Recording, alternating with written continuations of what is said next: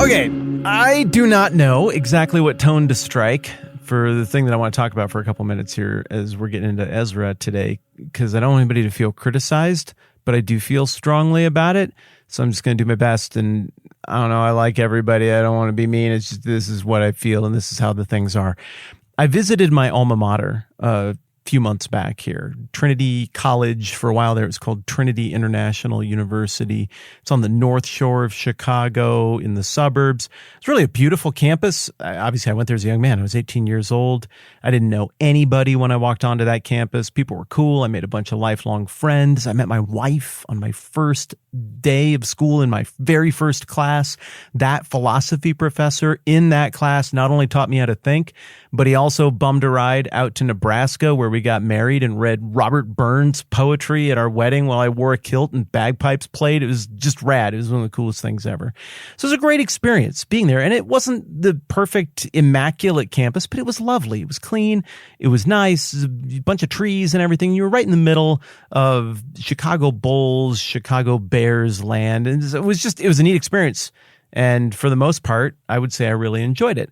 Well, as I was saying, I went back there a few months ago because I'd heard that some pretty big changes were happening. Well, it turns out the big changes are that they're closing it. It's just not going to be a campus anymore. I don't know if they've come up with a deal to sell it or what. I'm sure that land is worth a crazy amount of money. But it's gone. It's shutting it down. And that's it. Maybe they're going to do some online classes or something. I don't know. I'm a little sore about it. And so I just went to the campus to look around and see, like, is it true? What does it look like there? And it was wild, my friends. This place that is so alive with memories for me was overgrown with weeds. There's a baseball field that I helped make because I was a scholarship baseball player in Body, and we're doing the baseball program thing. And so we did all this work to maintain the field and improve things, and it's gone. It's just wrecked. It's overgrown. It looks like a zombie movie or I Am Legend or something. There's trash, at least there was when I was there here a few months ago. There's trash scattered all over the place and just nothing. It's completely hollowed out. It's crazy. And this is during the school year, mind you. And so it's probably the most jarring go back to a place I've cared about in the past experience of my entire life. The strangest, most disappointing homecoming. I filmed a whole bunch of it. I think I might make a video about it when I can figure out how to talk about it in a way that's fruitful.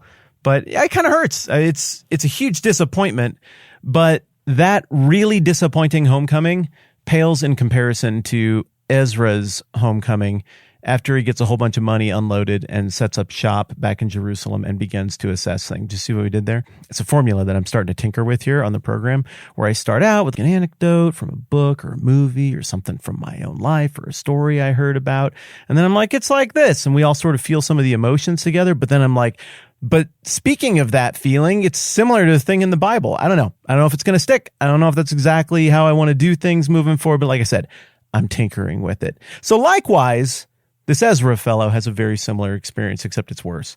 He goes back to Jerusalem in chapter 8, and we talked for the last few days about all of the adventures that happened on that trip, and Ezra's, at least from the outside looking in, lack of a plan for how to move $250 million across bandit-infested territory to Jerusalem without getting robbed and without any kind of regal military escort.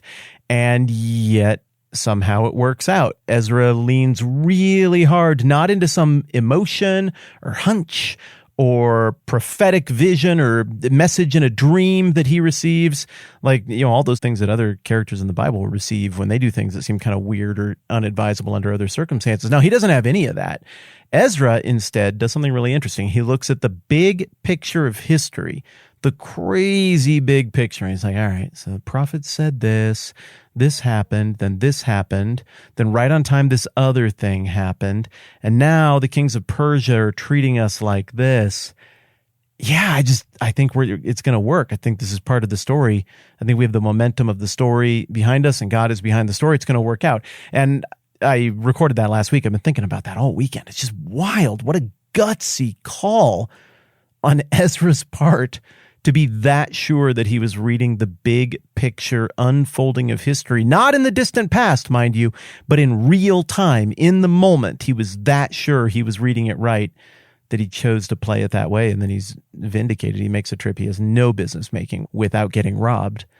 I don't think I have enough confidence in my understanding of the flow of history or clarity on what's actually going on in the moment to read things the way he did. But whatever, they get there, and everybody, it turns out, was honest, and they all dump out their money. They spread it out amongst a whole bunch of different guys. They all get there. Nobody took any of it. Nobody stole anything, and everything's accounted for. I mean, that's a miracle in and of itself, as we discussed. And then in verse 36, last verse of Ezra 8, it says, they also delivered the king's orders to the royal satraps and to the governors of Trans-Euphrates. That in itself is a huge deal. I mean, Ezra is hanging out with wildly important people. I mean, the satrap is, I mean, that's the second tier most powerful human on earth, one of the 28 most powerful people on earth, the most powerful being the king. And after that, tied for second are the 27 satraps. It's insane that Ezra is dropping off orders from the king, all casual like, to this guy, and then the sub-governors of Trans-Euphrates. And then it says that all of these people who represent the power of Persia, the greatest power on earth at this time, it says they then gave assistance to the people and to the house of God. So they did what they were instructed to do. It's an amazing chapter, chapter 8. So then chapter 9, you're like, all right, well, it's homecoming time. All of the logistics are handled. This is great. The money got there. Everybody's happy. We're all having a nice time. Let's see how things are going in Jerusalem. Because remember, you remember what Ezra's doing right here. He is going up to rebuild, not the temple. That's already been rebuilt by a generation of leaders earlier, Zerubbabel and his pals. No, he's going up to rebuild the people, specifically having been instructed to do so by Artaxerxes, the king of kings, the Achaemenid king at the time. So he knows his job. Go rebuild the people. Let's see how it works out. After these things had been done, the leaders came to me and said, the people of Israel, including the priests and the Levites, have not kept themselves separate from the neighboring peoples with their detestable practices like those of the Canaanites, Hittites, Perizzites, Jebusites, Ammonites, Moabites, Egyptians, and Amorites. And I always think it's weird that the Amorites are bad because it's like a more. You'd think they'd be like people who love people, like in the same way that obviously since Philadelphia means the city of brotherly love, you get the most tender-hearted, kind, easy on the refs, easy on disappointing athletes, easy on opposing fan bases kind of fans ever, because the name means brotherly love. Amorites, you think they'd just be awesome people, but apparently they did detestable practices. So Ezra comes back and the news is terrible right out of the gate. His alma mater is covered in weeds and everything's taken apart and there's trash and everything just looks awful, except way worse because Ezra is a student of history. Remember? He's confident enough in his read on the big picture of the history of the relationship between the Jewish people and God and the prophets and everything in the Bible, all of that stuff. He's so sure he's reading it right that he just wagered his life, the lives of all the people he cares about, and $250 million on that certainty that he's reading things right. So he's got a real strong sense of what went wrong and how the Jews found themselves in exile in the first place. And I'm not just making this up. It gets spelled out here over the course of the next chapter or so. But his real strong sense is we intermarried with all of the other neighboring people, and instead of getting them to adopt our practices, which I still don't think God would have wanted us to do, but that would have at least been better. Instead, we adopted all of theirs. They do horrible things. There are people on this list who took their living babies and seriously, like, I'm giving you, this is a content warning. I'm straight up giving you a content warning to plug in ears or turn it off for kids or whatever. Because, I mean, I already said the babies part, so you know it's going to be bad. 5, 4, 3, 2, 1. And they took a statue, a metal statue, a bronze statue to their god Molech. And they would take these babies and they would heat up the statue from the inside and the outside so that the hands were roasting. And they would sacrifice infants to this fake god in a way that was the most excruciating possible to a baby. Should we be mad at Ezra for choosing this language here, calling their practices detestable?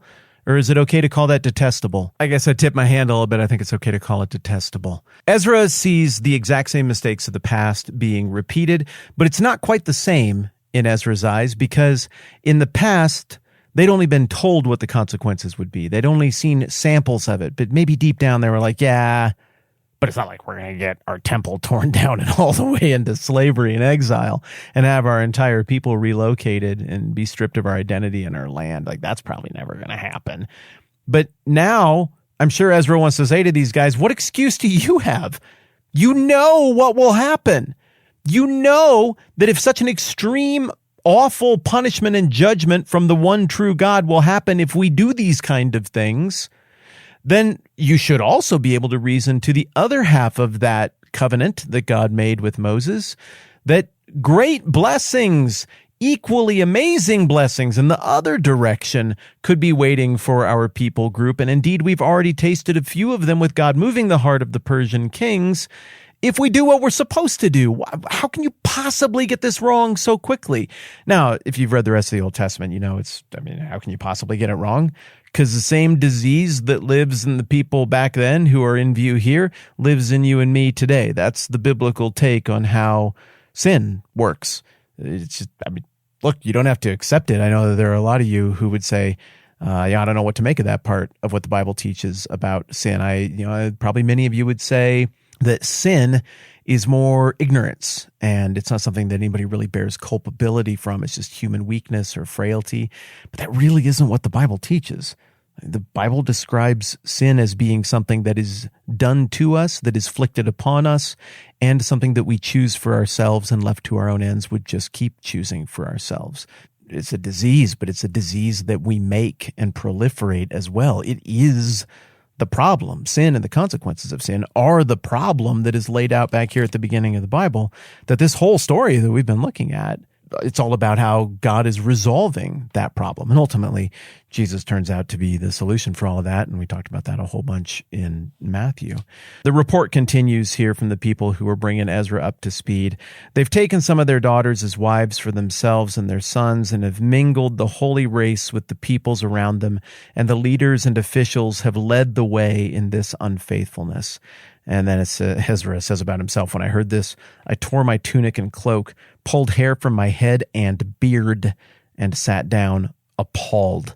Anytime we start talking about anything from any point in history that has words like mingled and holy race and things like that, we are getting right into very understandable trigger words and trigger concepts, and we're not going to duck it.